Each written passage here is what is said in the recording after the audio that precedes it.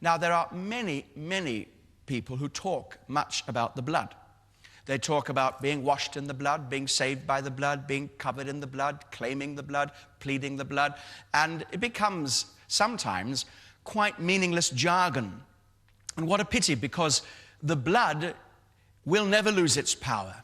The blood is so powerful, and it is absolutely essential for the full assurance of faith. First of all, we ask, what is the blood?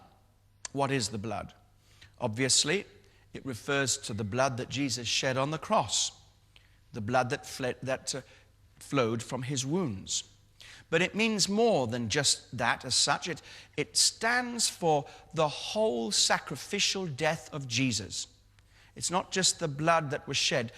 It stands for what Jesus was doing on the cross. The blood means Jesus' sacrificial death and everything that death stands for and everything that death accomplishes for you and me.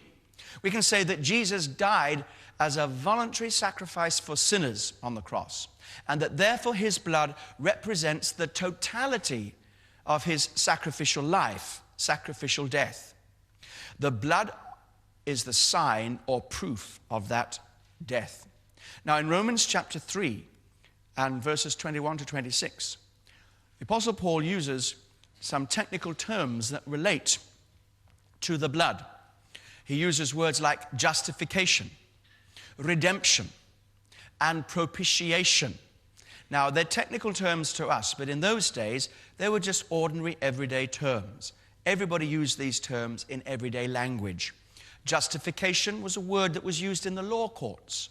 Somebody that came to be tried would be declared either guilty or justified. So when God declares you righteous, when you are justified, he declares you not guilty, justified. And more than just not guilty, it actually means that you are positively righteous. And we know this righteousness comes by faith. But how can God declare guilty sinners righteous? How can he say you are not just not guilty, but more than that, you are positively righteous? How can he do it? Well, it comes through the blood of Jesus Christ, of course. Jesus paid the price. But it also means that in his death, Jesus made available his life, his righteousness. So the righteousness of Jesus Christ is laid to your account, and on the basis of the righteousness of Jesus Christ, by the blood of Jesus, you are declared righteous. Not because of anything you have done. You still, as it were, remain a sinner, but you are declared righteous.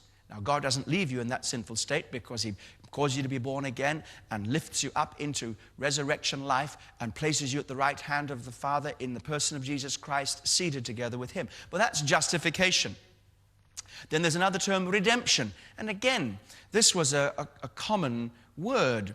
It's a word borrowed from the slave markets of the day. You could redeem a slave. In other words, you set someone free by paying a price. If a slave was redeemed, there would be a price for that slave's redemption, and you would pay the price, and that slave would be set free. Well, God has come to the slave market of sin, and there is Satan, our owner, and he has bought us back. He's set us free by paying a price. Then we have the word, well, we know what that price is. It's the blood of Jesus. Then we have the word propitiation, which is a word which means turning away, appeasing, turning away God's wrath, appeasing God's wrath. And this was a word that was used very commonly in the religious jargon of the day. It was a word that was common amongst pagan religions, where those false gods who were seen to be very wrathful and very angry and very irritable, they had to be appeased by certain offerings and gifts.